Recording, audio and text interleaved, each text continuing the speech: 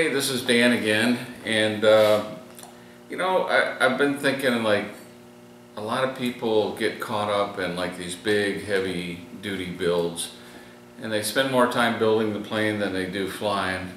And I just thought I'd bring out a plane that we fly a lot, and I still fly, even though, you know, I'm an experienced flyer, but I just enjoy flying a nice lazy plane.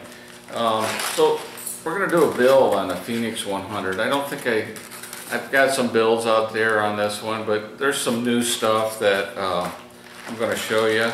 This is a 100, and we're gonna put this thing together, and you can see how quick it is to build, and what a fun plane to fly. I mean, it's just a blast, and it's such a simple build. It comes with like a motor mount, so you got a motor mount in there and everything, and it's just a quick, easy build. They give you this rubber band you can hold the wing on with, but I don't use it. I'm gonna show you really how you do it. If it comes and it's like a little bent or something, you can usually massage it back, you know, and if you need to, a heat gun, a little heat on it, it'll bend it back. Make sure your wing is kind of flat. If you set it in a car, it'll actually bend after a while. You can twist it back. It's an easy plane. If you fly and it's given a right turn and everything's set straight, it's probably just your wing needs tweaked a little bit. You can get it in spot, and you can even use thin CA. It'll kind of hold it a little bit better. Comes with a spar on the bottom. The spar is your CG. So if you're looking for your CG, the spar is your CG. We're going to glue on the cockpit to start with, and I've got my glue gun right here, and I just lay some glue in here. Just go around about a 1/4 inch from the outside perimeter, and I swiggle some in there. So we put plenty of glue in there. We take our cockpit, we set it in there, make sure both sides are even, and sit there and hold it for just a minute here. And while you're doing that, you can always put just a little seam of glue on the top. I kind of push it in there. The bottom won't matter because we're going to cut that off. Now, you got about 1.25 inches back from the very front. You're going to cut the nose off, and making sure everything's still straight here. All right. You're going to cut the nose off, and this thing flying level, the back part is going to be against the ground, or it's going to be the level part in the back. So what I usually do is, like, I'll put something underneath the front here just to kind of hold everything level, and all I'm going to do is take a knife, and I'm going to give it right about 2 degrees right thrust and about 2 degrees down thrust, just by eyeballing it. And I know about where 1 1/4 is because I've done about 1,000 of these. Just cut down through there. Now look, you got down and you got right thrust. So, and if you get it wrong the first time, which I'm almost straight, so I'm going to give it a little more right thrust. So all I'm going to do is take and cut just a little bit, take a little sliver off of here. You get a little bit of right thrust, and it's so easy to do this because it's EPP. All right, so now I got some right thrust, and I got down thrust. That's about 4 or 5 degrees, and probably 2 to 3 degrees right. Plus or minus a degree, it's not a big deal. I'm going to glue the mount on while we're here, and I'm going to go all the way around here, and then I'm going to glue the mount on. It's all set toward the top. If you get it wrong, it isn't going to hurt anything. Just a little bit better the other way.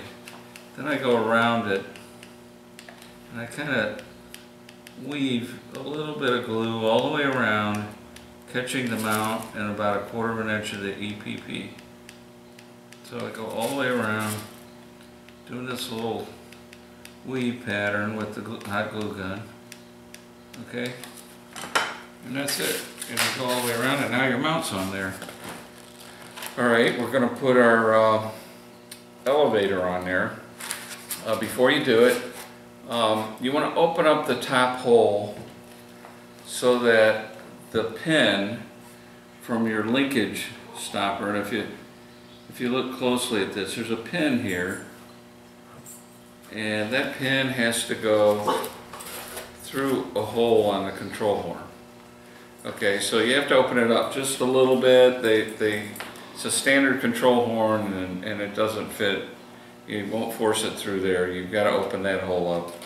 Okay, so both on your rudder and on your elevator.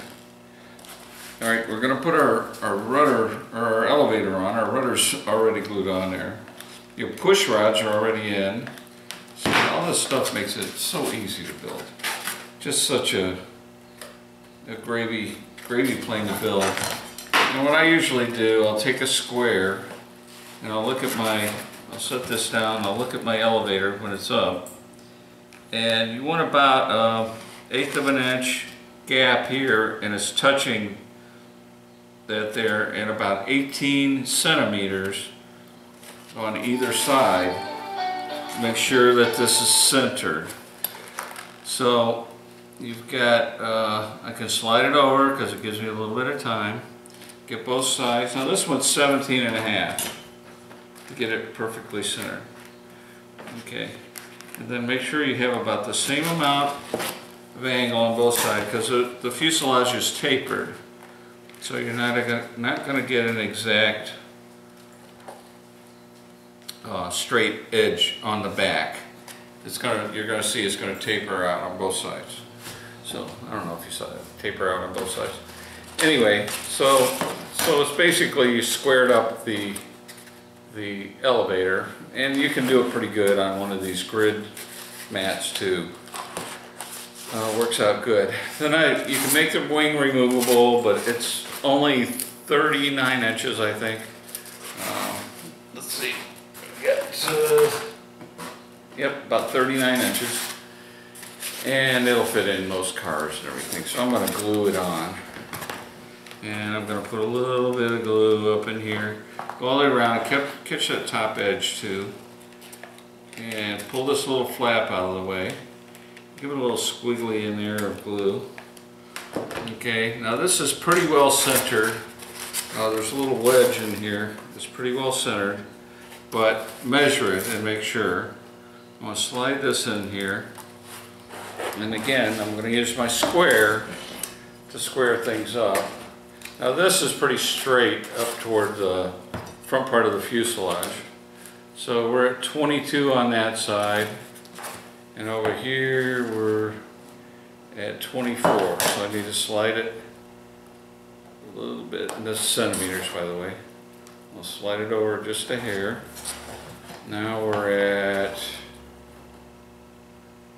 23 over there, and we're almost at 23 over there, so we'll slide it just a little bit more. Okay, and then kind of keep it square. You should have a little bit of time to do this. So, yep, 23, and just under 23. Okay, there we go. All right, then we'll stick it down. Now we'll check our squareness here. And we'll make sure both sides are the same. And I move like the back edge since I'm measuring the front. Okay, there's just a slight taper, probably 1/4 of an inch difference between the inside and the outside. And just get both sides the same.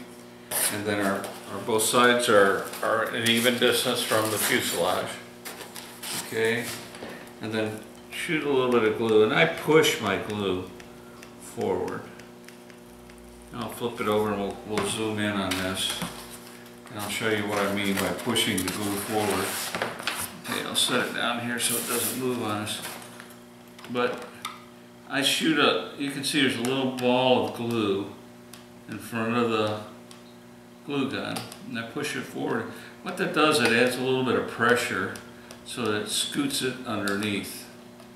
Okay, and then it looks really nice too when you're done. It's got a real nice look to it.